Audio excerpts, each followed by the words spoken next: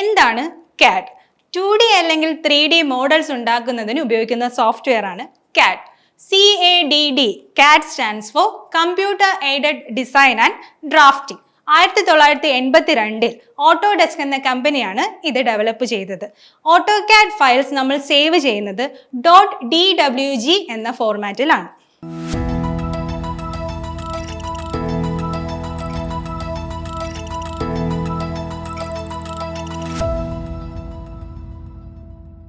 ആദ്യമായി നമുക്ക് കുറച്ച് ഹെൽപ്പിംഗ് കമാൻഡ്സ് നോക്കാം. എന്തെങ്കിലും ഒരു കാര്യം പെട്ടെന്ന് ചെയ്യാനായി നമ്മൾ ഹെൽപ്പ് ചെയ്യുന്ന കമാൻഡ്സ് ആണ് ഇവ.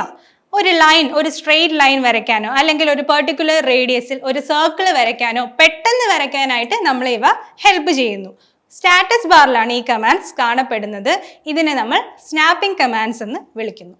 ആദ്യത്തെ കമാൻഡാണ് ഷോ ഗ്രിഡ് കമാൻഡ്. നമ്മളൊരു ഡ്രോയിങ് വരയ്ക്കുമ്പോൾ എപ്പോഴും പ്ലെയിൻ പേപ്പറിൽ വരയ്ക്കുന്നതിനെക്കാട്ടും എളുപ്പം ഗ്രാഫ് പേപ്പറിൽ വരയ്ക്കുന്നതാണ് അല്ലേ?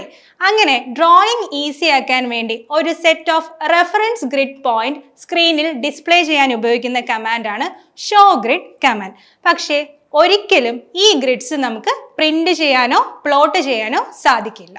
നെക്സ്റ്റ് കമാൻഡാണ് സ്നാപ്പ് ഗ്രിഡ് കമാൻഡ്.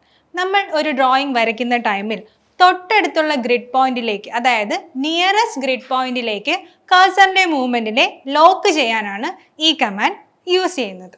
ഇനി ഓർത്തോ കമാൻഡ്.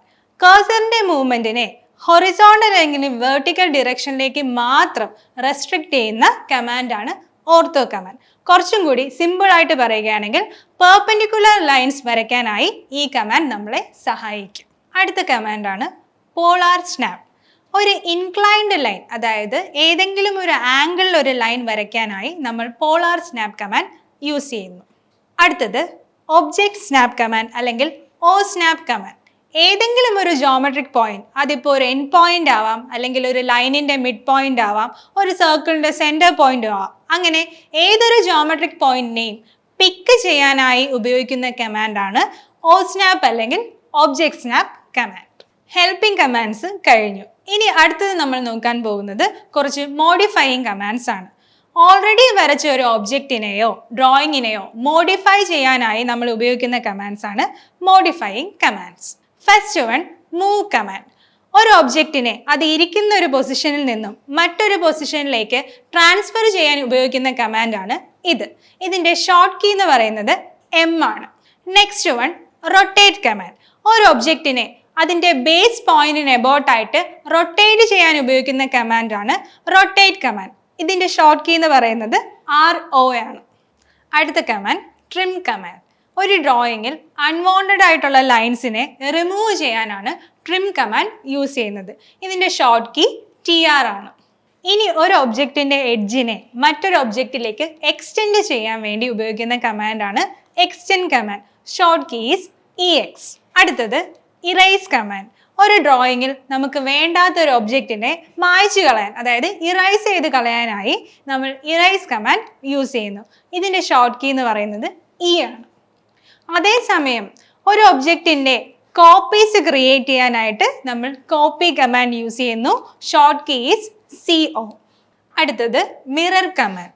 ഒരു ഒബ്ജക്റ്റിന്റെ മിറർ ഇമേജ് ക്രിയേറ്റ് ചെയ്യാനായി നമ്മൾ മിറർ കമാൻഡ് യൂസ് ചെയ്യുന്നു. ഇതിന്റെ ഷോർട്ട് കീ MI ആണ്. അടുത്ത കമാൻഡാണ് ഫില്ലറ്റ്. രണ്ട് ഡിഫറെൻറ്റ് ലൈൻസ് ഉണ്ട്. ഈ രണ്ട് ലൈൻസിനെ ഒരു കർവ് വെച്ച് ജോയിൻ ചെയ്യാനാണ് നമ്മൾ ഫില്ലറ്റ് കമാൻഡ് യൂസ് ചെയ്യുന്നത്. ഇനി ഒത്തിരി കമ്പോണൻസ് ചേർന്ന ഒരു കോമ്പൗണ്ട് ഡ്രോയിങ്ങിനെ അല്ലെങ്കിൽ ഒരു കോമ്പൗണ്ട് ഒബ്ജക്റ്റിനെ അതിൻ്റെ ഇൻഡിവിജ്വൽ കമ്പോണൻസ് ആയിട്ട് എക്സ്പ്ലോർഡ് ചെയ്യാൻ അല്ലെങ്കിൽ ഇൻഡിവിജ്വൽ കമ്പോണൻ്റ് ആയിട്ട് ഡിവൈഡ് ചെയ്യാൻ വേണ്ടി നമ്മൾ യൂസ് ചെയ്യുന്ന കമാൻഡാണ് എക്സ്പ്ലോർഡ് കമാൻഡ്. ഇതിൻ്റെ ഷോർട്ട് കീ X ആണ്. അടുത്തത് സ്ട്രെച്ച് കമാൻഡ്. ഒരു ഫുൾ ഒബ്ജക്റ്റിനെ മറ്റൊരു ലൈനിലേക്ക് സ്ട്രെച്ച് ചെയ്ത് കൊണ്ടുപോകാനായി സ്ട്രെച്ച് കമാൻഡ് യൂസ് ചെയ്യുന്നു. ഇതിൻ്റെ ഷോർട്ട് കീ S ആണ്. ഇനി സ്കെയിൽ കമാൻഡ്. ഒരു ഒബ്ജക്റ്റിനെ വലുതാക്കാനോ ചെറുതാക്കാനോ, അതായത് അതിൻ്റെ സൈസിനെ റെഡ്യൂസ് ചെയ്യാനോ എൻലാർജ് ചെയ്യാനോ സ്കെയിൽ കമാൻഡ് യൂസ് ചെയ്യുന്നു. ഇതിൻ്റെ ഷോർട്ട് കീ SC ആണ്.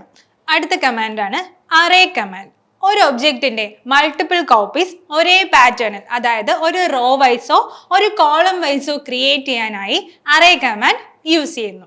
അടുത്തതാണ് offset command. Concentric circles, parallel lines or curves ഒക്കെ വരയ്ക്കാനായി നമ്മൾ ഓഫ്സെറ്റ് കമാൻഡ് യൂസ് ചെയ്യുന്നു. ഇത്രയുമാണ് ഓട്ടോകാഡിൽ നമ്മൾ അത്യാവശ്യം അറിഞ്ഞിരിക്കേണ്ട മോഡിഫൈയിങ് കമാൻഡ്സ്. അവസാനമായി കുറച്ച് ഫങ്ഷണൽ കീസും അതിൻ്റെ ഫങ്ഷൻസുമാണ് നോക്കാൻ പോകുന്നത്. F1 ഹെൽപ്പ് കമാൻഡ് ചൂസ് ചെയ്യുന്നു, F3 OSNAP, F7 grid command, F8 ortho command, F10 polar command and last one F12 dynamic input command. Overseer എക്സാംസിന് തയ്യാറെടുക്കുന്നവർ ഓട്ടോകാഡ് എന്ന സബ്ജക്റ്റിൽ നിന്നും അറ്റ്ലീസ്റ്റ് ഇത്രയും കാര്യങ്ങളുമെങ്കിലും ഓർത്ത് വെച്ചിരിക്കണം. ഈ വീഡിയോ എല്ലാവർക്കും ഹെൽപ്ഫുൾ ആയിട്ടുണ്ടെന്ന് വിശ്വസിക്കുന്നു. Thank you. Start your preparations for engineering competitive exams from top educators. Civil App. Learn from the best.